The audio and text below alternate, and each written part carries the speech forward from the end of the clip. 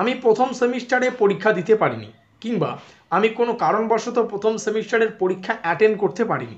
এবার প্রশ্নটা হচ্ছে, আমি কি দ্বিতীয় সেমিস্টারে অ্যাডমিশন নিতে পারবো? আজকের এই ভিডিওটিতে আমরা এই গুরুত্বপূর্ণ বিষয়টা সম্পর্কে বিস্তারিত আলোচনা করব।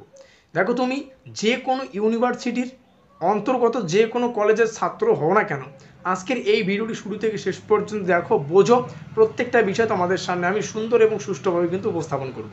দেখো, এই মুহূর্তে দাঁড়িয়ে বিভিন্ন ইউনিভার্সিটিতে দ্বিতীয় সেমিস্টার, চতুর্থ সেমিস্টার এবং ষষ্ঠ সেমিস্টারের কিন্তু অ্যাডমিশন চলছে। যে সমস্ত ইউনিভার্সিটিতে এখনও পর্যন্ত অ্যাডমিশনগুলি শুরু হয়নি, খুব দ্রুত কিন্তু অ্যাডমিশনের প্রসেসটা শুরু হয়ে যাবে। এবার বিষয় হচ্ছে, ধরে নাও আমি এখন সেকেন্ড সেমিস্টারে অ্যাডমিশন নেব। আমি প্রথম সেমিস্টারে কোনো কারণবশত পরীক্ষা দিতে পারিনি বা পরীক্ষা অ্যাটেন্ড করতে পারিনি। আমি কি তাহলে দ্বিতীয় সেমিস্টারে অ্যাডমিশন নিতে পারবো? উত্তরটা হচ্ছে ইয়েস। কারণ আমাদের কলেজের যে পরীক্ষাগুলি হয়, এটা সেমিস্টার সিস্টেমের পরীক্ষা হয় ইউজিসির আন্ডারে, যে নতুন মানে একদম গাইডলাইন অনুযায়ী কিন্তু আমাদের সেমিস্টার সিস্টেমে পরীক্ষা হয়। অর্থাৎ আমরা যে সেমিস্টারে যদি কোনো সাবজেক্টে ফেল করি বা কোনো সাবজেক্টের পরীক্ষা যদি আমরা অ্যাটেন্ড না করি, তাহলে সেই সাবজেক্টটাকে বলা হচ্ছে ব্যাক সাবজেক্ট বা এসএনসি সাবজেক্ট বা ব্যাকলগ সাবজেক্ট। বিভিন্ন ইউনিভার্সিটিতে বিভিন্ন নাম অনুযায়ী ডাকা হয়। তো পরবর্তী সময় কিন্তু একটা সময় আসবে, অর্থাৎ পরবর্তী সময় গিয়ে আমরা এই ব্যাক সাবজেক্ট বা ব্যাকলগ সাবজেক্ট বা এসএনসি সাবজেক্টগুলি, অর্থাৎ আমাদের ফেল করা সাবজেক্টগুলি কিন্তু পরীক্ষা আবার দিতে পারবো। অর্থাৎ এই বিষয়টা একদম ক্লিয়ার। এই বিষয়টা বারংবার তোমরাও কমেন্ট করছো, কারণ অ্যাডমিশনটা চলছে। তো এই ক্ষেত্রে বলে রাখি, তোমরা এখন যারা প্রথম সেমিস্টারে কোনো কারণবশত পরীক্ষা দিতে পারোনি বা ফেল করেছো, তোমরা দ্বিতীয় সেমিস্টারে অ্যাডমিশন হয়ে যাও। এই পরীক্ষাটা আমাদের পরবর্তীতে হবে, দ্বিতীয় সেমিস্টারে হবে না।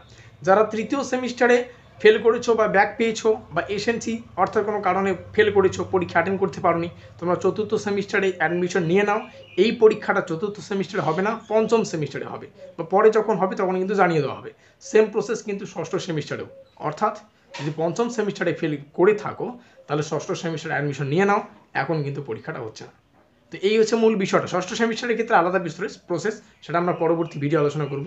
অর্থাৎ এক কথায় বলতে গেলে তোমাদের অ্যাডমিশনটা নিতেই হবে যখন পরবর্তীতে, মনে করো প্রথম সেমিস্টারে যারা রয়েছে, তোমাদের যে সাবজেক্টটি ব্যাকলগ রয়েছে, দ্বিতীয় সেমিস্টারে সেটার পরীক্ষা হচ্ছে না, সেই সাবজেক্টের পরীক্ষা থার্ড সেমিস্টারে যদি হয়, তাহলে সেই ক্ষেত্রে তোমাদের এক্সাম ফিসটা বেশি দিতে হবে। অর্থাৎ যেগুলো সাবজেক্টে তোমরা ফেল করেছো, সেই সাবজেক্টের এক্সাম ফিস দিয়ে এক্সাম তোমাদের আবার দিতে হবে।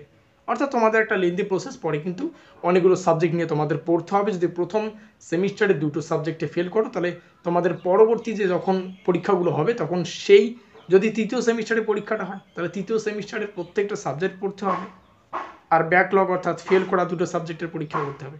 এই হচ্ছে বিস্তারিত প্রসেস, তোমাদের সামনে শেয়ার করলাম। আমাদের আজকের এই স্পেশাল ভিডিওটি ভালো লাগলে অবশ্যই লাইক করে দিও, বন্ধুদের কাছে শেয়ার করে দিও। আমাদের আজকের এই স্পেশাল ভিডিওটি এই পর্যন্তই।